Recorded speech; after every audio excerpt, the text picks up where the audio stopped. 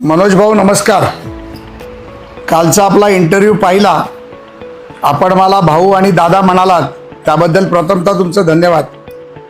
मी म्हटलंच होतं की आपण कितीतरी वाईट शिव्या दिला तरी मी तुम्हाला शिव्या देणार नाही, तुमची तक्रार करणार नाही, कारण तुम्ही माझे भाऊ आहात आणि आज तुम्ही मला भाऊ म्हटलं त्यासाठी तुमचं धन्यवाद. खरं तर आपण कालपासून अंतरवाली सराटीमध्ये उपोषणाला बसले. उपोषणाचा मुद्दा अतिशय चांगला आहे, मराठा आरक्षण. आम्ही त्याबरोबर तुमच्याबरोबर आहोत. पण मला वाटतं भाऊ की कुठेतरी आपला उपोषणाचा मुद्दा भरकटतोय.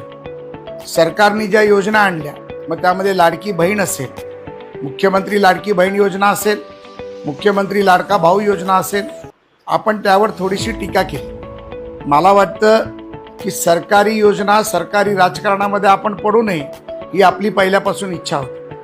परंतु आपण टीका केली म्हणून आपल्याला मी टीका करत नाही, छोटंसं लहान भाऊ म्हणून एक मार्गदर्शन करतो. आपल्याला योग्य वाटलं तर आपण ते सहज अंगरित्या करून घ्यावं ही माझी विनंती आहे. भाऊ आपण म्हणालात की योजना चुकीची आहे. मला वाटतं की जवळजवळ 3 कोटी माझ्या महिला भगिनी मातांना या योजनेचा लाभ मिळणार आहे. ज्यांच्या घरी 1,500 हजार करून 3,000 रुपये एका घरामध्ये जाणार आहे. आपण मराठवाड्यात आहात, आम्ही तर शहरात राहतो, आम्हाला गावची बाब जास्त माहिती नसते. परंतु जे काय आम्हाला मामाचं गाव म्हणून कळलं त्यामध्ये एका गावच्या महिलेच्या घरी जर 3,000 रुपये गेले तर तिचा अख्खा महिना हा तिच्या लेकरा बाळांबरोबर, त्यांच्या शिक्षणाबरोबर, तिच्या वैयक्तिक खर्चाबरोबर, घरच्या अन्नधान्याबरोबर खूप सुंदर सुखी जाऊ शकतो. लाडका भाऊ योजनेमध्ये देखील मनोज भाऊ 10वी झालेली पोरं मराठवाड्यात, विदर्भात, उत्तर महाराष्ट्रात प्रचंड प्रमाणावर आहे.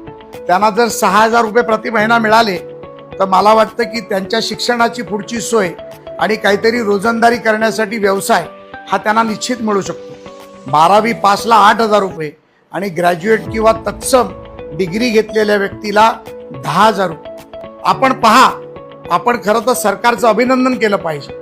माननीय मुख्यमंत्री एकनाथरावजी शिंदे असतील, देवेंद्र फडणवीस असतील, अजित पवार असतील, या महायुतीचं सरकार असेल आणि या महायुतीचा समन्वयक म्हणून मी आपल्याला विनंती करतो, खरे या योजनेची प्रसार आणि प्रचार आपण केला पाहिजे. समाजामध्ये गरिबी आहे. 4 करोड मराठा समाजापैकी 3 करोडहून अधिक मराठा समाज हा गरीब आहे. जर त्यांच्या घरात जर अशा प्रकारचे 8 आणि 10,000 रुपये जर जाऊ लागले तर मला वाटतं निश्चितपणे समाजाला ताकद आणि बल देण्याचं काम होईल.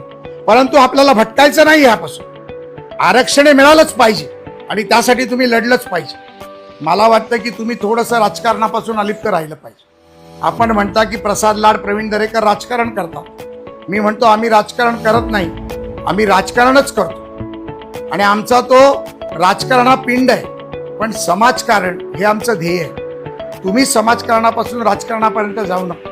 आणि जर खरंच तुम्हाला राजकारणात यायचं असेल तर मी स्वतः आमदारकीचा राजीनामा द्यायला तयार आहे आणि माझ्या जागी तुम्हाला निवडून आणायला तयार आहे. सभागृहात या, सभागृहात चर्चा करा, नाही तर मला चर्चेला बोलवा म्हणून पुन्हा तुम्हाला एकदा आवाहन करतो.